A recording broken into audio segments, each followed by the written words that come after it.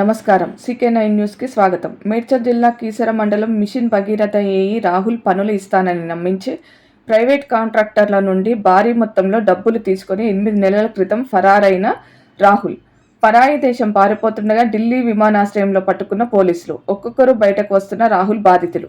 రాహుల్ 15 కోట్ల రూపాయల వరకు బాధితుల నుండి డబ్బులు వసూలు చేశారని బాధితుల మాటల్లో లెక్క తెలుస్తోంది. తమకు న్యాయం చేయాలని కోరుతూ కీసర పోలీసులను ఆశ్రయిస్తున్న కాంట్రాక్టర్లు. ఏఈ రాహుల్ కుటుంబంలో ఉన్న అతని భార్య ఎలక్ట్రికల్ డిపార్ట్మెంట్లో ఏఈ, తల్లిదండ్రులు ప్రభుత్వ ఉద్యోగులని, ఏఈ రాహుల్ బాధితులు ఇంకా ఉన్నారని తెలుస్తోంది.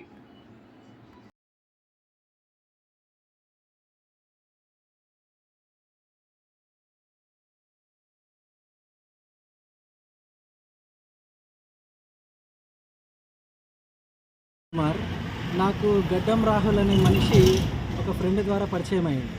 అయితే ఆయన గవర్నమెంట్ మిషన్ భగీరథ ప్రాజెక్టులో అసిస్టెంట్ ఇంజనీర్లాగా పనిచేస్తాడు. ఆయనకు మేము 8 లక్షలు డబ్బులు ఇచ్చినాం. ఏంటంటే మాకు పనులు చేసి పెడతా, వర్క్ ఆర్డర్స్ ఇచ్చి, కాంట్రాక్ట్స్ ఇచ్చి మాకు పనులు చేపిస్తా అన్నాడు. 8 లక్షలు ఇస్తే 2 లక్షలు ఎక్స్ట్రా 10 లక్షలు వస్తాయని ఆశ చూపెట్టి డబ్బులు తీసుకున్నాడు. డబ్బులు తీసుకొని 3 నెలలు టైం తీసుకున్నాడు. 3 నెలలు టైం అయిపోయిన తర్వాత ఆయనకి ఎన్నిసార్లు ఫోన్ చేసినా, ఆఫీస్కి వెళ్ళినా సరే ఆయన ఫోన్ ఎత్తాడు, ఆఫీస్లో ఉండడు. లాస్ట్కి తెలిసింది ఏంటంటే మాకు ఆయన డబ్బులు తీసుకొని పరారైపోయాడు. నాలానే కాకుండా ఇంకా 15-20 మంది కాంట్రాక్టర్లు ఉన్నారు. మేమంతా రోజు ఇట్లా పోలీస్ స్టేషన్ చుట్టూ తిరుగుతున్నాం. లాస్ట్కి తెలిసింది ఏంటంటే ఆయన ఢిల్లీ ఎయిర్పోర్ట్లో పోలీసులు పట్టుకున్నారు.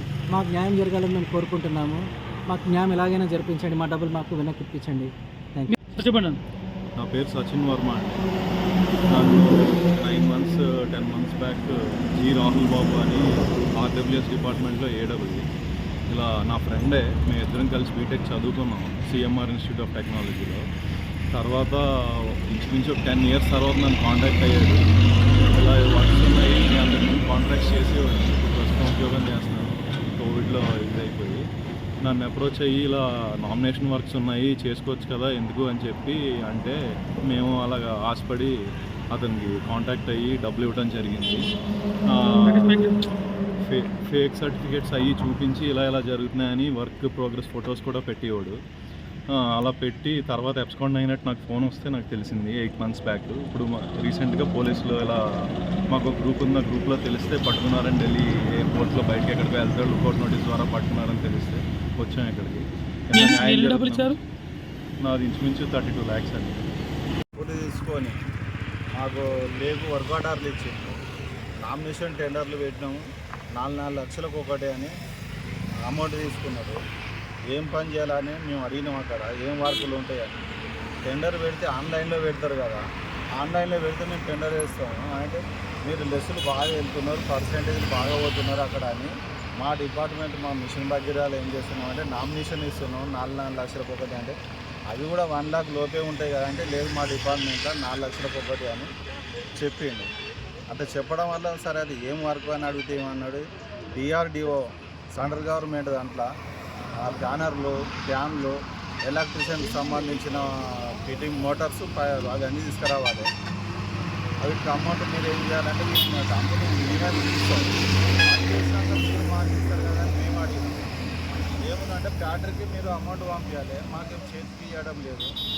మున్సిపల్ గ్రామ పంచాయతీ నాగారం గ్రామ పంచాయతీ బ్రాంచ్ ఉంది, బ్యాంకులో ఎగ్జిచ్చి ఆ బ్యాంకు మీరు ట్రాన్స్ఫర్ చేయండి, ఆ అమౌంట్ నుంచి మాకు పంపించండి. మీకు 2 నెలల తర్వాత మీకు ఆ అమౌంట్ బిల్ వస్తుంది, మీకు దాని మీద మేము 20% యాడ్ చేసి మేము ఇస్తున్నాం అని చెప్పింది. మరి అంటే లోపలికి వెళ్ళాలంటే కూడా మా వర్గాల్లో ఎలక్ట్రిషియన్ వాళ్ళు మా దగ్గర కూడా ఉన్నారు, మేము చేస్తున్నారంటే మీరు ప్రైవేట్ వాళ్ళకి అలాట్ లేదన్న, ఆ డిపార్ట్మెంట్ వాళ్ళే ఉంటారు, ఆ వర్క్ ఏదో మేమే చేపిస్తాం, చేపించి మీకు బిల్లు పెట్టడమే అని మాకు వర్క్ ఆర్డర్ అంటే వర్క్ ఆర్డర్ తయారు చేసి తీసుకొచ్చి చూపించారు. అదేంటి అలా ఫేక్ డిప్టీ, ఆ డిప్టీని తీసుకొచ్చి ఈమె డిప్టీ అని సాయం చేయించారు. ఆ కుర్చీలో 2 నెలలు డూప్లికేట్ డిప్టీ వచ్చి కుర్చీలో కూర్చుంటుంటే ఈ డిపార్ట్మెంట్ ఏం చేసింది, మిషన్ భగీరథ ఒక మేనేజర్ సీట్లో కూర్చోవాలంటేనే వేరే వాళ్ళకి అధికారం లేదు. ఒరిజినల్ ఆమె ఎక్కడ ఉంది, ఆమెను పక్కకు పెట్టి 2 నెలలు కంటిన్యూ కూర్చొని పెట్టింది. ఆమె సైన్లు చేయడం, ఆమె స్టాంపులు వేయడము, ప్రతి కాంట్రాక్టర్కి ఆమెనే సమాధానం చెప్పడం, ఒరిజినల్ ఆమె నంబర్కి ఇదే డిప్టీ అని మాకు ఇస్తే ఆమెతో మేము మాట్లాడుతుంది, ఇదిగో వచ్చింది అదిగో వస్తుంది, 10 రోజులలో వస్తుందని వీళ్ళు నేనైతే వెళ్ళలే, కానీ నాతో పాటు ఉన్న వేరే కాంట్రాక్టర్లు దాదాపు 20 మంది కాంట్రాక్టర్లు ఉన్నారు. బయట వాళ్ళు ప్రైవేట్గా తీసుకునేటోళ్ళు కొంతమంది ఉన్నారు, సర్పంచ్లని కొంతమంది ఉన్నారు. అలాంటి వాళ్ళు ఇంకెంతో మంది ఇచ్చారు. మాకు తెలిసి మాత్రం ఈ కాంట్రాక్టర్ వాళ్ళ ఫీలింగ్లో ఉన్న వాళ్ళు దాదాపు 15-20 మంది ఉన్నారు. మొత్తం మీద 35 మంది దాకా ఇచ్చి మోసపోయిన వాళ్ళు.